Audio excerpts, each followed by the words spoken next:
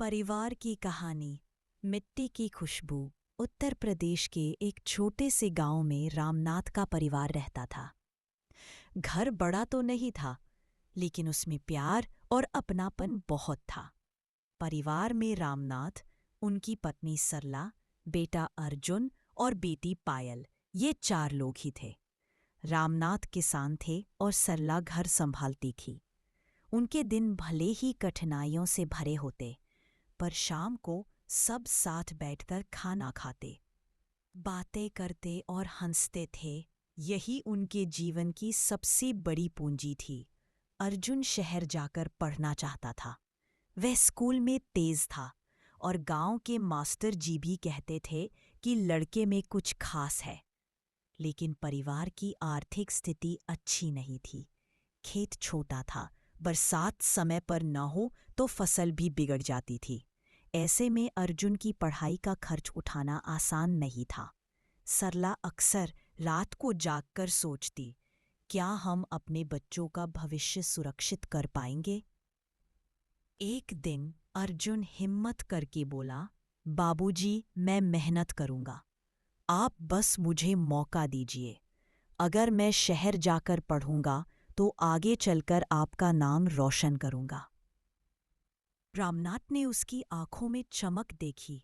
उन्हें अपने संघर्ष याद आए जब वे खुद पढ़ नहीं पाए थे क्योंकि घर चलाना जरूरी था। उन्होंने फैसला कर लिया। कुछ ही दिनों में रामनाथ ने अपनी पुरानी बैलगाड़ी और कुछ खेत का सामान बेच दिया। सरला ने अपनी शादी का दिया एकमात्र सोने का झुमका भी निकालकर रख दिया। दोनों के मन में दर्द था, पर बेटे का भविष्य उनसे बड़ा था। अर्जुन शहर चला गया।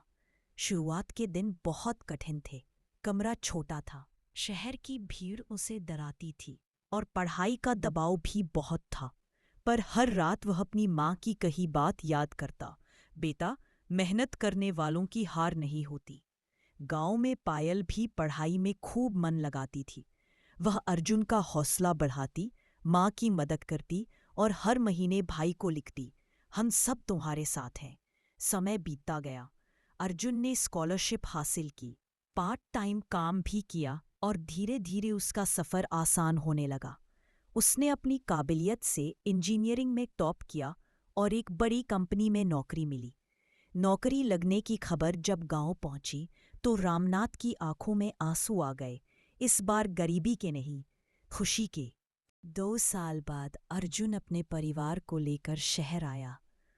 उसने एक छोटा घर लिया हुआ था, जिसमें पक्की छत, साफ कमरे और एक बड़ा सा आंगन था। सरला ने घर में कदम रखते ही कहा, यह तो सपनों का घर है बेटा। अर्जुन बोला, नहीं अम्मा, ये आप सबकी मेहनत का घर है। अगर आप लोगों ने त्याग ना किया होता तो मैं आज यहाँ ना होता।